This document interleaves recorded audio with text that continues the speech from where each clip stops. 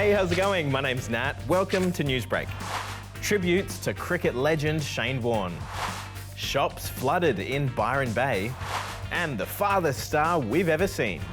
And if you're new here, why not hit subscribe? Ding. The world has said its final goodbyes to cricket icon Shane Warne at a state funeral at the MCG last night. There were heaps of tributes from family, fans and famous friends. Here's Joe with a recap. Tens of thousands of fans dressed in their best cricket gear to farewell a cricket legend who was so much more than that. He meant everything to me when I was a kid, loved watching him.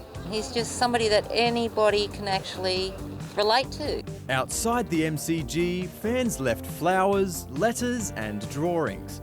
But inside is where it all went down. Sports stars, celebrities and politicians watched as former teammates and rivals remembered their time with Warnie. It was an absolute privilege to be on a cricket field with you. And then came tributes from Elton John. Okay, this song is in memory of Shane, probably one of the greatest sportsmen ever. Ed Sheeran. Take me into your loving arms. Chris Martin. Robbie Williams. And Hugh Jackman, to name a few. He was a great friend. Warnie's kids took to the stage to share some memories. He was so thoughtful and one of the happiest people I ever knew. We will try our best to live in a world without you. I'm so proud that you are my dad.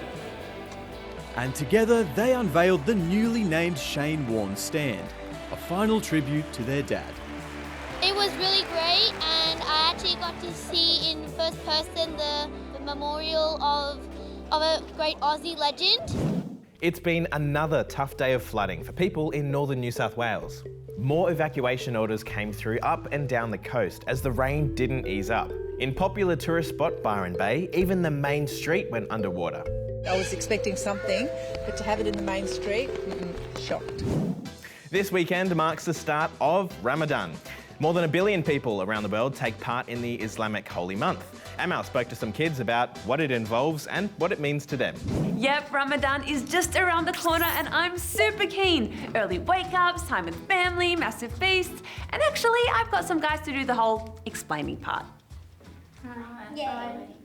So Ramadan is an Islamic month where we fast and do a lot of prayer.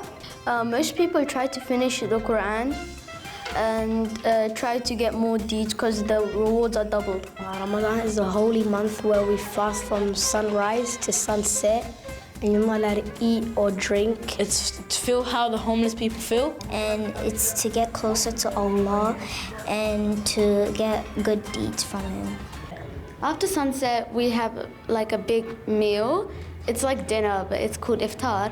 Yeah, we can eat until sunrise. My favorite thing about Ramadan is when you go to the mosque and you read the Quran and pray. My favorite part about Ramadan is when you're allowed to eat at the end.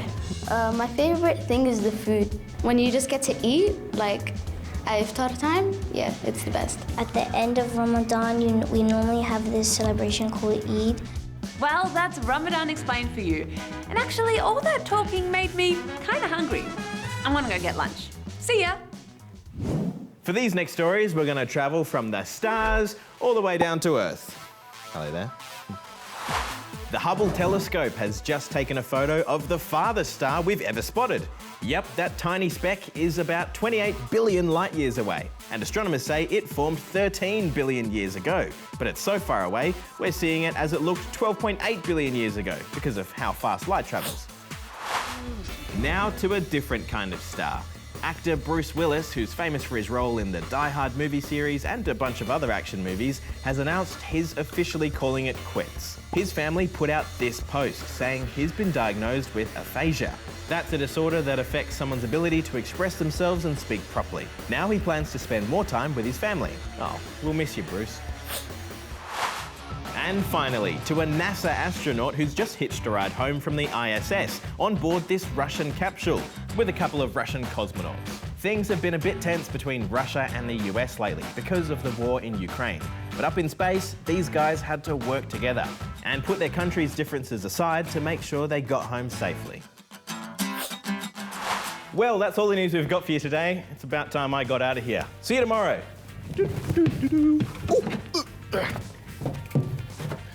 Oh, hang on. I've forgotten something. My skateboard. How you going? What are you still doing here? You got nothing better to do? Make sure you hit subscribe if you haven't already. And see you tomorrow.